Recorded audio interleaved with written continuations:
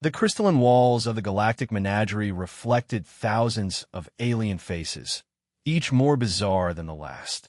Tourists from across the known universe pressed against the transparent barriers, their various appendages pointing and gesturing at the exhibits within. The air hummed, with the universal translators converting hundreds of languages into comprehensible speech.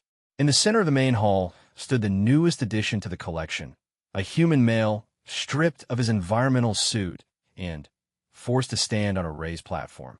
His name was Marcus Chun, though the placard beside his enclosure simply read Homo sapiens, primitive death world species. Marcus kept his chin high despite the circumstances. 3 weeks ago, he had been a xenobiologist on the research vessel Endeavor, studying new life forms in the Outer Rim. Now he was the one being studied, captured by slavers and sold to this twisted zoo. The Krellian curator, a spider-like being with too many eyes, chittered excitedly as another group of tourists approached. Observe the human's primitive bipedal structure. Note how it requires constant balance. How inefficient compared to our superior forms. A blob-like Theshan oozed closer to the barrier. It's so small and fragile. How did such creatures even survive their homeworld? Pure luck, the curator replied, mandibles clicking with amusement. Their planet Earth is classified as a Class 12 death world. Extreme weather, predators, diseases. It's a miracle they developed space travel at all. Marcus clenched his fists but remained silent. He had learned quickly that responding only encouraged more mockery. The neural inhibitor collar around his neck prevented him from attacking the barrier, sending painful shocks if he even thought about violence. A group of Vorthan younglings pressed their scaled snouts against the glass. "Make it do something," one squealed. "Does it perform tricks?" The curator activated a control panel. The human will now demonstrate its primitive hunting techniques. The floor of Marcus's enclosure suddenly shifted, releasing several small robotic prey animals. Marcus stood still, refusing to play their game. The shocks came immediately, forcing him to his knees. The crowd laughed, a horrible sound mixing squeaks, growls, and metallic scraping. "See how it resists its natural instincts," the curator announced. Humans possess a stubborn streak that often leads to their destruction. They would rather suffer than submit, a clear sign of inferior intelligence. Through the pain, Marcus noticed a commotion near the entrance. The crowd parted like water before a shark, aliens scrambling over each other to move aside. Even from his position, he could feel the change in atmosphere, fear replacing mockery. She entered like a force of nature. The Vulpine queen stood 9 feet tall, her fox-like features both beautiful and terrifying. Her fur was silver white, seeming to glow with an inner light. 6 tails swayed behind her, each one capable of crushing stone. Her eyes were golden, ancient, and when they swept across the room, every being lowered their gaze. The Vulpines were one of the oldest races in the galaxy, their empire spanning thousands of systems. They were warriors, philosophers, and kings among lesser species. No one questioned a Vulpine, and certainly not their queen. Queen Lyralii moved through the menagerie with graceful, purposeful steps. She paused at various exhibits, her expression unreadable. The curator scrambled after her, practically prostrating himself. "Your Majesty, what an unexpected honor. How may this humble establishment serve you?" She ignored him, continuing her inspection until she reached Marcus's enclosure. There she stopped, and for the first time, her expression changed. Her golden eyes widened slightly, ears perking forward with interest.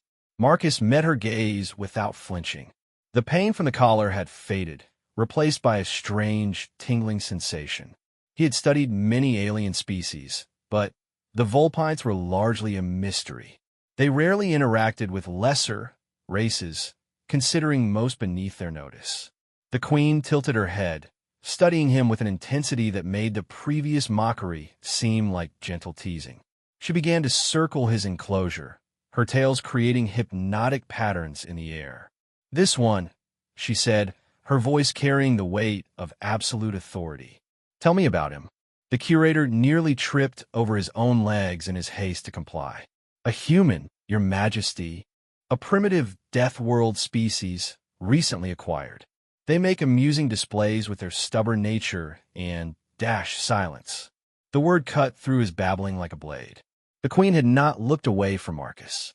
Human, what is your name? Marcus straightened, ignoring the warning buzz from his collar.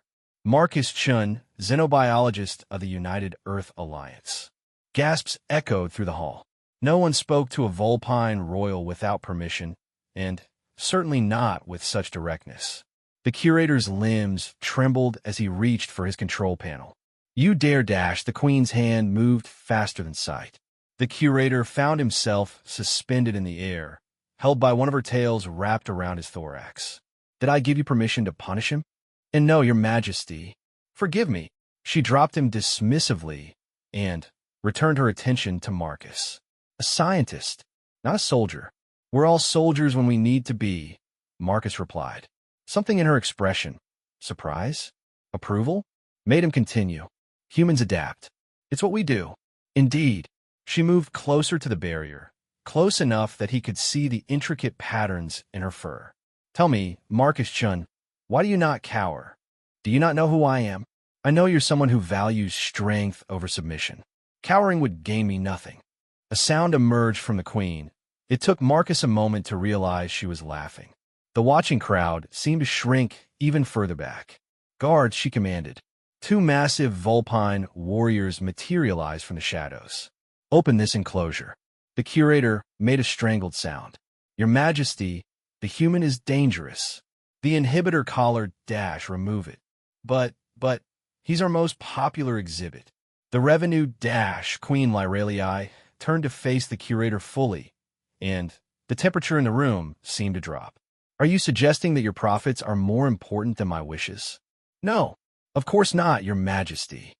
The barriers fell away, and Marcus stepped out of his prison for the first time in weeks.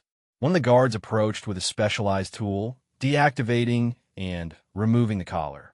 Marcus rubbed his neck, feeling truly free for the first time since his capture. The human is no longer yours, the queen announced to the room at large. He belongs to me now. She turned to Marcus, and something in her expression was almost amused. You will come with me, Marcus Chun. We have much to discuss. Marcus looked around at the aliens who had mocked him moments before, now cowering in terror of the Vulpine queen. He couldn't help but smile. Lead the way. As they walked toward the exit, he heard the queen speak again, her voice pitched for his ears alone.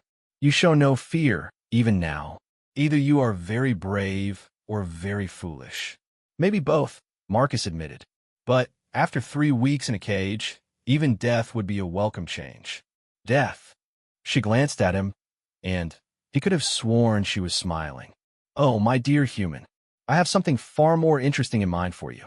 They left the menagerie behind, the silence broken only by the whispered speculation of those who had witnessed something unprecedented. The Vulpine queen claiming a primitive human as her own. None could guess her intentions, but all agreed on one thing. The human they had mocked would never be seen as merely primitive again. The massive Vulpine warship waited outside, its sleek hull reflecting the triple sunset of the planet.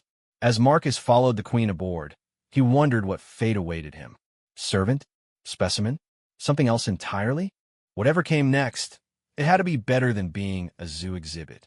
And something in the queen's golden eyes suggested his story was far from over. The automatic door sealed behind them with a definitive hiss, cutting off his old life completely. Marcus Chun, xenobiologist and former zoo exhibit, was about to discover just how wrong the galaxy was about humans. And, perhaps, how wrong everyone was about the Vulpine queen herself. The interior of the Vulpine warship was nothing like Marcus had expected. Instead of cold metal corridors and harsh lighting, he found himself walking through halls that seemed carved from living wood and stone. Bioluminescent vines crawled along the walls, pulsing with soft blue light. The air smelled of pine forests and mountain snow. Queen Lyralii led him deeper into the ship, her guards maintaining a respectful distance. Marcus noticed other Vulpines watching from doorways and alcoves, their expressions ranging from curiosity to outright suspicion. He was likely the first human to ever set foot on a Vulpine vessel. "Your ship is beautiful," Marcus said, genuinely impressed. "The biointegration is seamless. I've never seen anything like it." The Queen glanced back at him. "You recognize the technology? I'm a xenobiologist. Understanding alien ecosystems is my specialty. This isn't just decoration. The ship is alive, isn't it? A symbiotic relationship between technology and organic matter." She stopped walking and turned to face him fully. "In 3 sentences, you've shown more understanding than most species achieve in years of study. Perhaps there's hope for this experiment, after all." "Experiment?" Instead of answering, she gestured to a doorway. "Your quarters. You'll find everything you need inside. Rest. Eat. Tomorrow, your real education begins." Marcus hesitated. "Your Majesty dash, Lyralii," she interrupted. "When we're alone, you may use my name." The informality was shocking. From his limited knowledge of Vulpine culture, such familiarity was reserved for family or